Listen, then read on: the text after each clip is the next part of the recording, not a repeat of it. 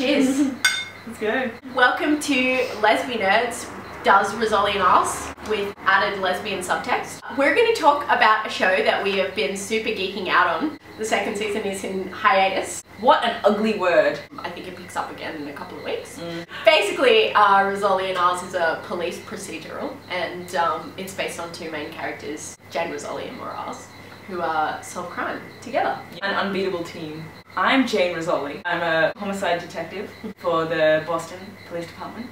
You solve crime? I do solve crime. I solve it excellently. I follow my gut instinct. But you couldn't do it Without Maura Isles. You're a doctor, pathologist, coroner, medical detective, all-round spazzy genius. Why is Rizzoli and Isles cool?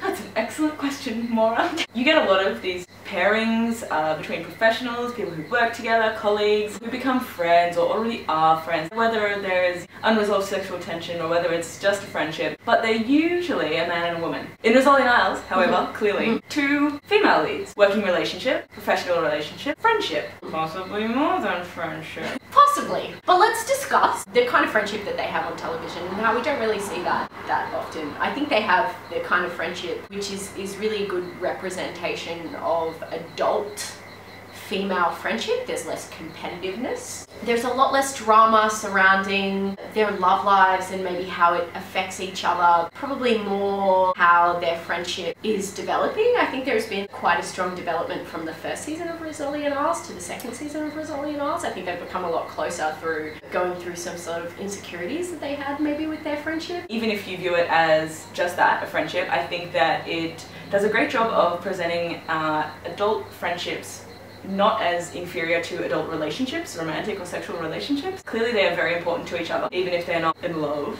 They care a lot about each other, and the flings throughout the show are never presented as anywhere near as important as their friendship. I think that they both put each other first, and even if it is platonic friendship, I think that that's awesome.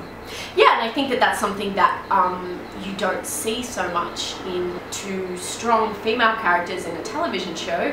Often one of the issues that will come up between that friendship is men. I think that that happens less now. Women do put their friendships often between their budding romances. They are both in quite demanding careers. They both care very much about their jobs, and I think a lot of the drama comes from, certainly for Jane, a lot of the drama comes from balancing her personal life, the person that maybe her family and her partners expect her to be, with the person that she wants to be on the job. And I think that's something that maybe is not raised so much in our strong female characters that we see on television, who sometimes are a little bit more concerned about their love lives than their work. Is Rizzoli and Isles believable crime drama? No. Nah. So why is Maura Isles cool? I find it hard not to discuss Maura Isles without comparing her to Jane Rizzoli. I find Jane an immature character sometimes. I don't feel like she treats the people around her very nice a lot of the time, including Maura Isles, and she clearly cares for Maura. I actually enjoy the character of Maura Isles a lot more because she's nice. I think there's this new wave of female characters that perhaps are a little socially awkward, which I don't think we've seen that much on television. Before Tempe Brennan and then possibly Maura Isles, have we had the lead character. Certainly we've had sort of like the offsider being kind of socially awkward and unable to deal with certain situations. You know, the butt of jokes. You know, absolutely.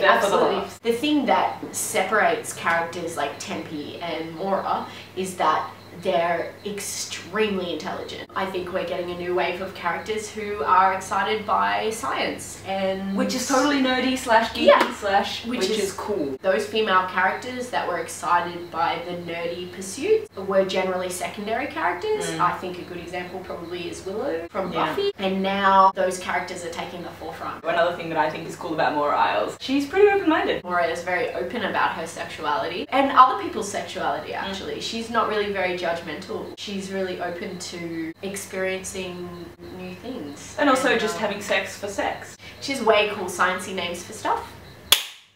But Jane has a gun. We're going to have a part 2 of Rizzoli and Isles coming up, so stay tuned. There's totally going to be a musical element of our second part of the vlog, so you should check that out. And you should also check out Rizzoli and Isles. That's it from the Lesbinerds. here with the dirty robber.